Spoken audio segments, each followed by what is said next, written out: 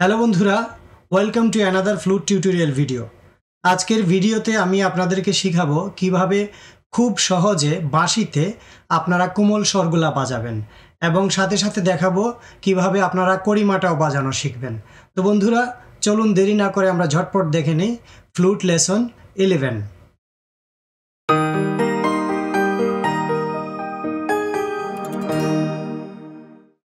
তো বন্ধুরা চলে এলাম ফ্লুট লেসন 11-এ। একটি স্কেলে 12টি স্বর অথবা 12টি নোট থাকে। এই 12টি স্বরের মধ্যে 7টি স্বর শুদ্ধ স্বর, 4টি স্বর কোমল স্বর, একটি স্বর কড়ি অথবা তীব্র হয়ে থাকে। 4টি কোমল স্বর হলো রে, গা, ধা, নি, আর কড়ি অথবা তীব্র স্বর মা। তো আমি আজকে এ শার্প স্কেলের বাঁশিতে আপনাদেরকে কোমল স্বর এবং কড়ি স্বর শেখানোর চেষ্টা করব। তো এ শার্প স্কেলের বাঁশিতে এটা হলো সা।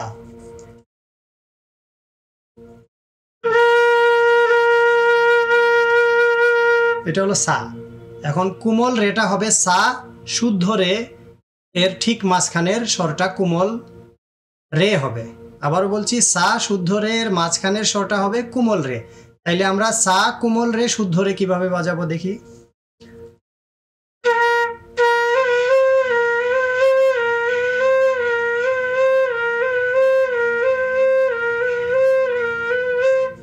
মানে এই যে বাঁ হাতের 3 নাম্বার ফিঙ্গারটা আমরা যখন সা বাজানোর পরে 30% আনব্লক করব তখন কোমল রে হবে, আর এই 3 নাম্বার ফিঙ্গারটা যখন পুরোটা তুলে দিব তখন এটা শুদ্ধ রে হবে। তাইলে সা কোমল রে শুদ্ধ রে।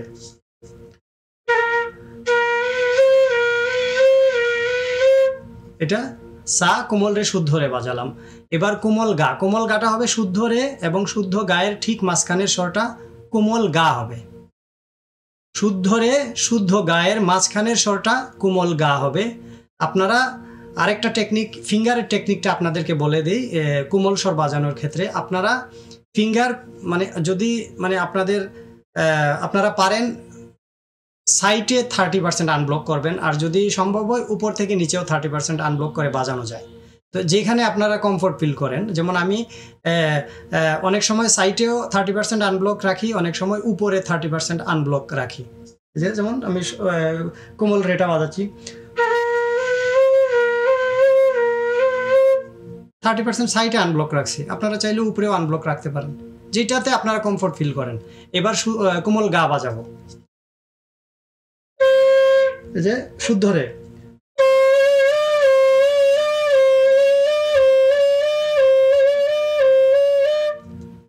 মানে শুদ্ধ রে বাজানোর পরে 30% আনব্লক করে কোমল গা, তারপর পুরোটা আনব্লক করে শুদ্ধ গা।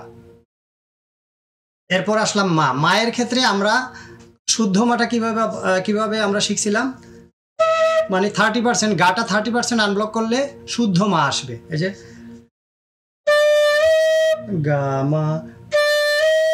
আর যখন পুরো ফিঙ্গারটা তুলে দিব তখন কড়িমা অথবা তীব্র মা হয়ে যাবে।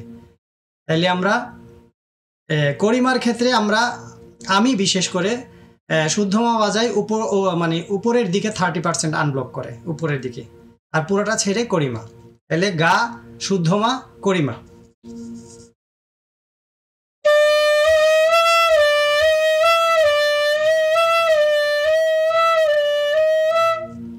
কড়িমা শিখে গেলাম।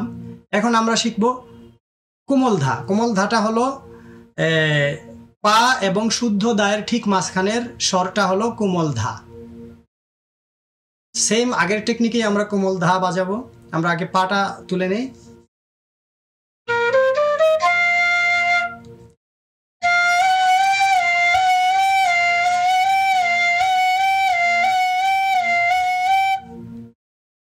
পা কোমল ধা শুদ্ধ দা বাজালাম। এরপর কোমলনি। কোমলনিটা হবে শুদ্ধ দা এবং শুদ্ধ নিয়ের ঠিক মাঝখানের স্বরটা হবে কোমলনি।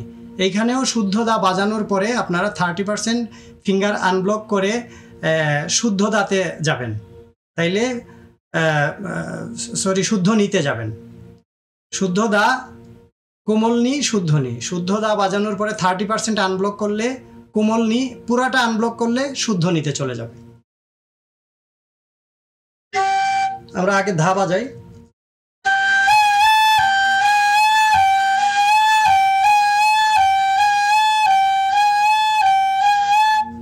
মানে আমি ধা বাজানোর পরে উপরের দিকে 30% আনব্লক করছি, এটা আমার বাজাতে বাজাতে অভ্যাস হয়ে গেছে। তারপর পুরাটা তুলছি, শুদ্ধ নিতে চলে গেছি।